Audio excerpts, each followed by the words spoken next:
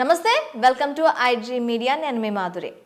ప్రస్తుత కాలంలో ఏజ్తో సంబంధం లేకుండా 20 నుంచి 30 ఏళ్ళు, 30, 40 ఏళ్ళ నుంచి 80 ఏళ్ళ వాళ్ళ వరకు ఉండే ప్రాబ్లమ్స్లో మెయిన్ ప్రాబ్లం ఏంటి అంటే కీళ్ళ నొప్పులు. ఏ ఏజ్లో చూసినా ఈ కీళ్ళ నొప్పులు అనేవి ఎక్కువగా కనిపిస్తూ ఉన్నాయి. అసలు ఈ కీళ్ళ నొప్పులకి కారణాలు ఏంటి? ఒకవేళ ఈ కీళ్ళ నొప్పులు వస్తే మనం ఏ డాక్టర్ని అప్రోచ్ అవ్వాలి? ఈ కీళ్ళ నొప్పులకి బెస్ట్ ట్రీట్మెంట్స్ ఏమున్నాయి? ఈ కీళ్ళ నొప్పులు అంటే ఎందుకు వస్తాయి? ఇవన్నీ డీటెయిల్గా చెప్పడానికి మనతో పాటు ఉన్నారు doctor Meenal Chandra, doctor of pain management. ఆమెను అడిగి డీటెయిల్గా తెలుసుకుందాం. నమస్తే డాక్టర్. నమస్తే అండి. డాక్టర్, మనకి ఎక్కువగా కీళ్ళ నొప్పులు అనేవి చాలా తక్కువ ఏజ్లోనే వస్తూ ఉంటాయి. అసలు ఈ కీళ్ళ నొప్పులు రావడానికి మెయిన్ రీజన్ ఏంటంటారు? सो जो जॉइंट पेन्स होते हैं उसका मेन रीज़न जॉइंट के अंदर जो कार्टिलेज होता है, गुज्जू होता है, वो घिसने की वजह से होता है. यूजुअली हमारे नी जॉइंट्स में जो कार्टिलेज होता है वो एज के हिसाब से 40-45 के बाद घिसना शुरू हो जाता है, क्योंकि नी जॉइंट हमारा वेट बेयरिंग जॉइंट है, इसलिए नी जॉइंट सबसे कॉमनली अफेक्ट होता है. अदरवाइज जो दूसरे जॉइंट्स होते हैं जैसे शोल्डर जॉइंट, हिप जॉइंट, वो भी अफेक्ट होते हैं, but as compared to knee joint उनका इंसिडेंस कम होता है. अच्छा. वन ऑफ द रीज़न जो है वो कार्टिलेज और गुज्जू लॉस की वजह से होना. There are other causes also, जैसे एक रूमेटॉइड आर्थराइटिस होता है जिसमें हमारे own cells, own body cells हमारे सेल्स को डिस्ट्रक्ट करना शुरू करते हैं. सो मल्टीपल जॉइंट्स का इन्वॉल्वमेंट हो सकता है. इसी प्रकार more than 100 types of arthritis होते हैं हमारे मेडिकल लिटरेचर में, बट इन सब आर्थराइटिस में सबसे कॉमन जो आर्थराइटिस है दैट इज़ ऑस्टियोआर्थराइटिस, जो कार्टिलेज लॉस की वजह से होता है. మీరు నీకి అని చెప్తున్నారు. ఈ నీ అనేది కాకుండా ప్రతి జాయింట్కి కూడాను ఈ కార్టిలేజ్ అనేది ఉంటుందా? గుజ్జు అనేది ఉంటుందా?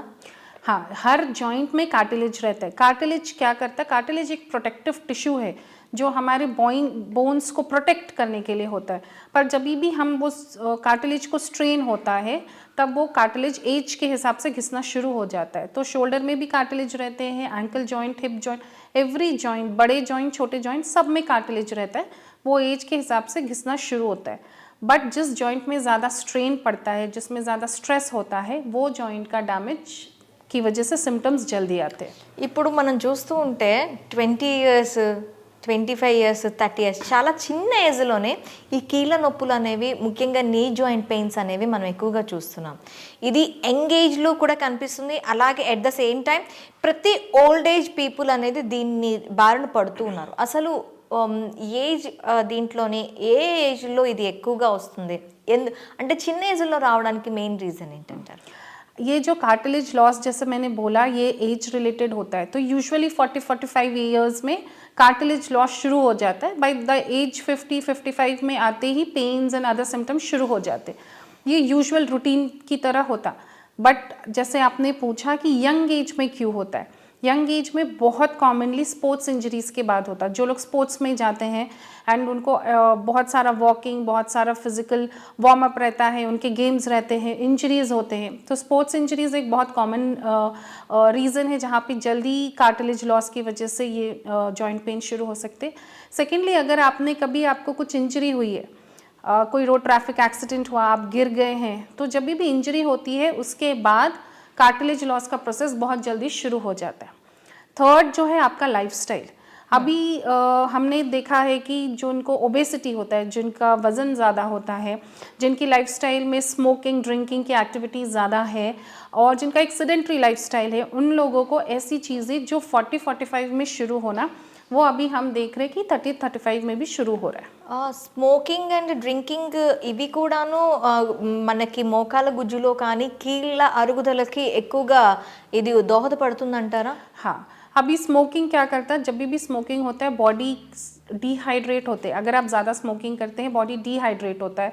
सो किसी भी जॉइंट को अच्छा रखने के लिए उसमें जो वाटर कंटेंट का होना बहुत ही ज़रूरी होता है.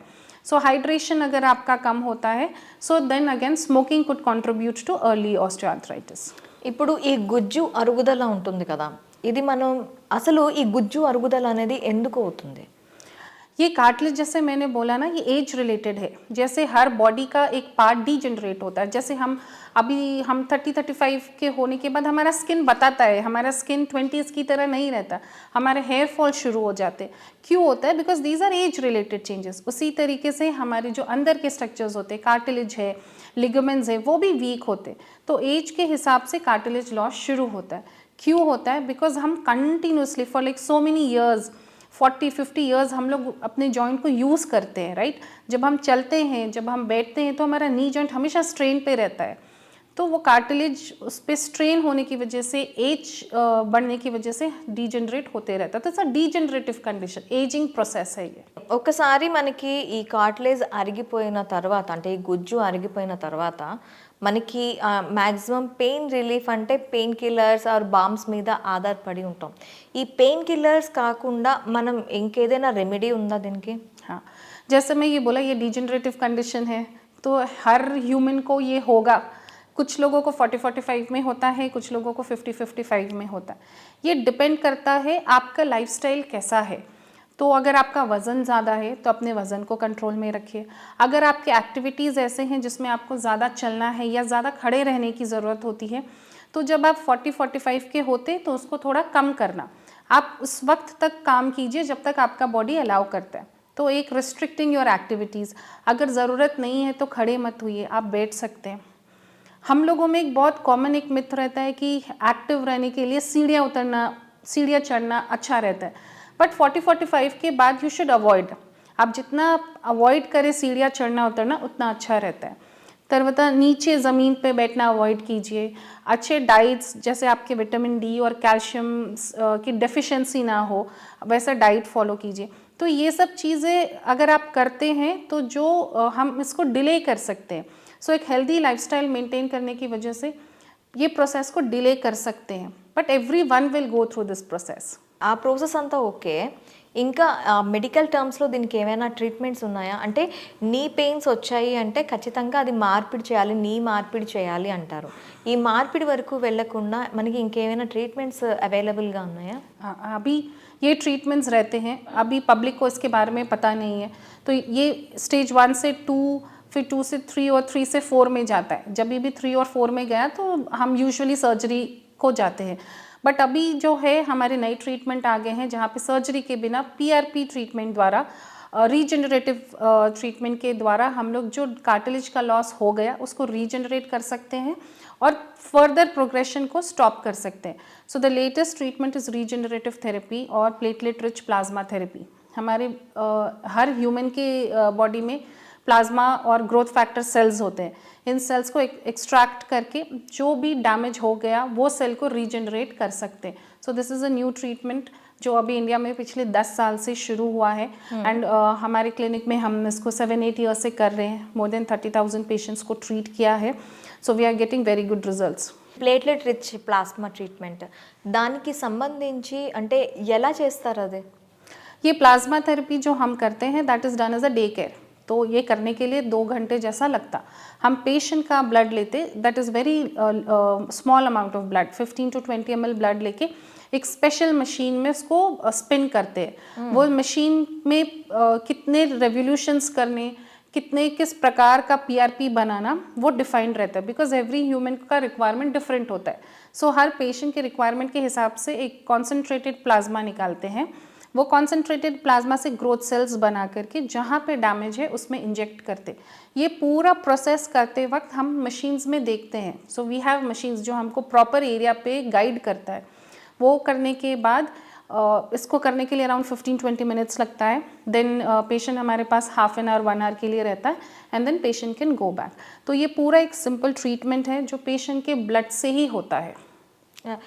ఇప్పుడు పేషెంట్ నుంచి బ్లడ్ తీసుకుంటారు కదా, అలా కాకుండా బయట వాళ్ళ నుంచి బ్లడ్ తీసుకొని చేసి, అంటే పేషెంట్ కొన్ని కండిషన్లో హెచ్బి లెవెల్స్ తక్కువ ఉంటాయి, అలాంటి వాళ్ళకి బ్లడ్ తీసేస్తే ఒకవేళ వాళ్ళకి బ్లడ్ లాస్ ఎంత అవుతుందో మనకి సేమ్ యాజ్ మళ్ళీ ఆ బ్లడ్ రావడానికి కూడా అంతే టైం పడుతుంది.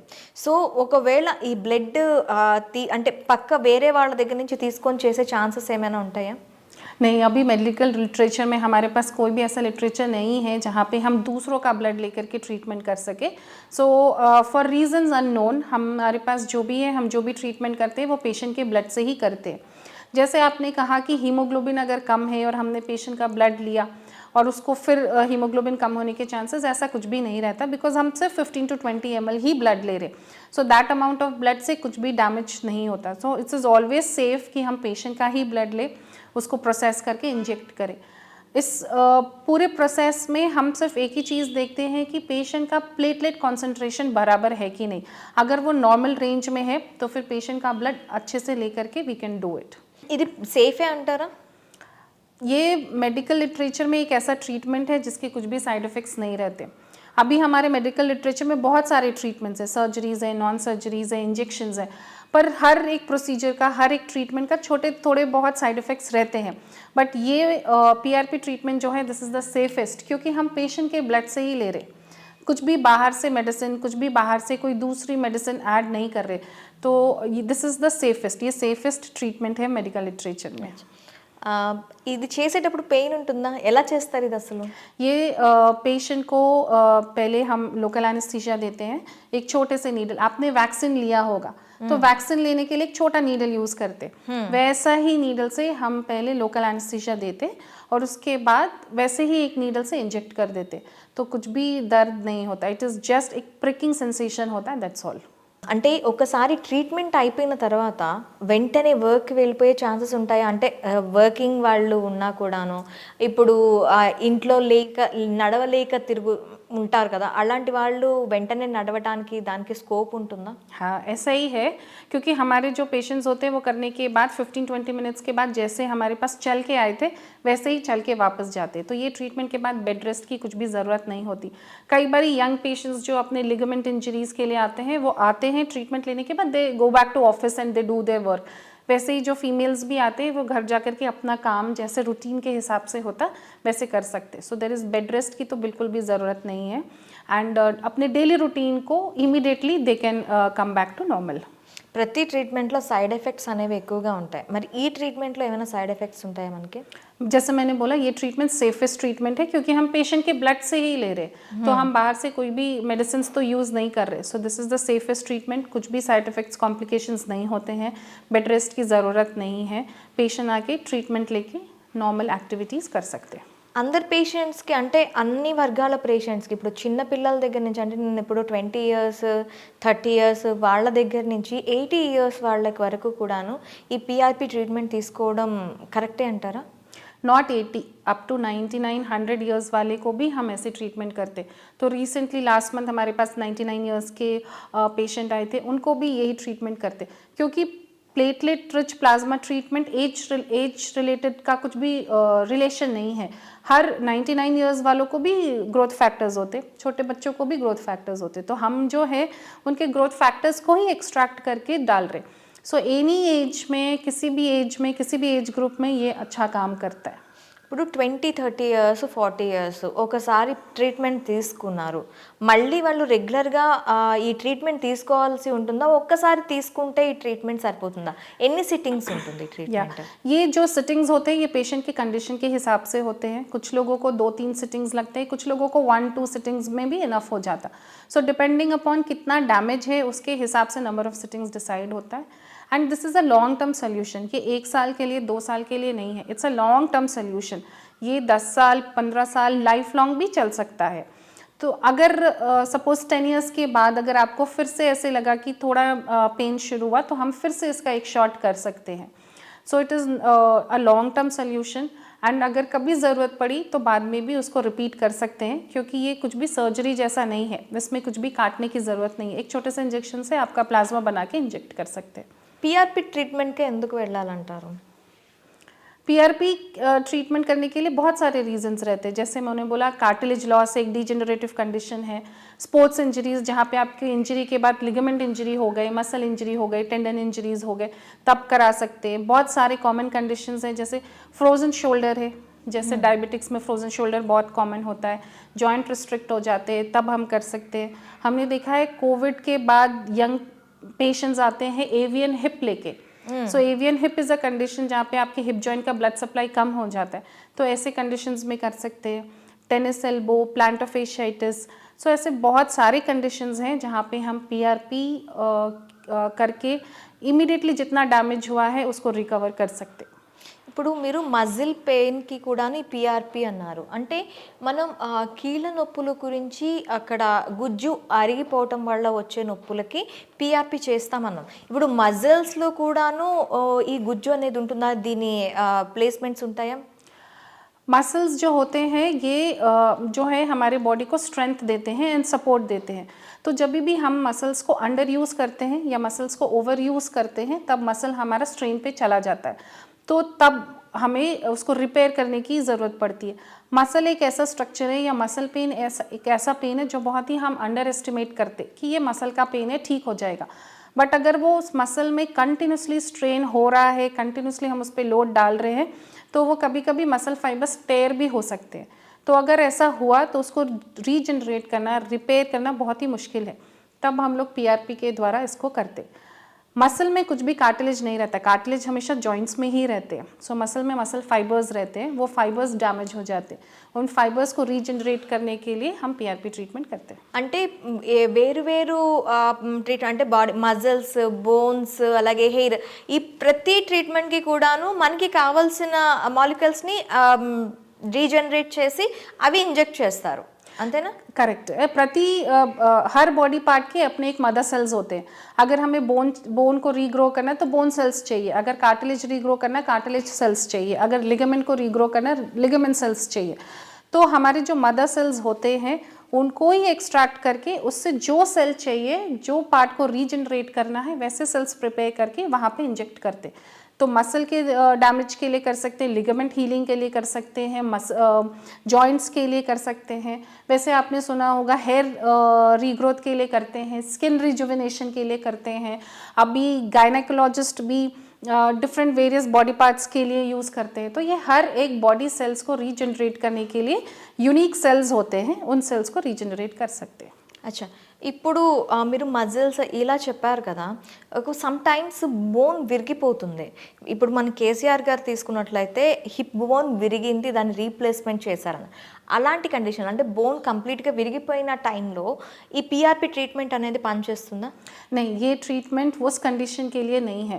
जब भी बोन फ्रैक्चर होता है तब बोन फ्रैक्चर के लिए उसको जॉइन करना पड़ता, तो वो जॉइनिंग के लिए कभी रॉड्स लगाने पड़ते हैं, कभी सिर्फ प्लास्टर और कास्ट से हो जाता है। तो पीआरपी का यहाँ पे कोई रोल नहीं है। बोन फ्रैक्चर के लिए देयर इज़ अदर ट्रीटमेंट जो करना पड़ता। అంటే పీఆర్పీ అనేది మెయిన్గా దేన్ని టార్గెట్ చేసి చేస్తారు?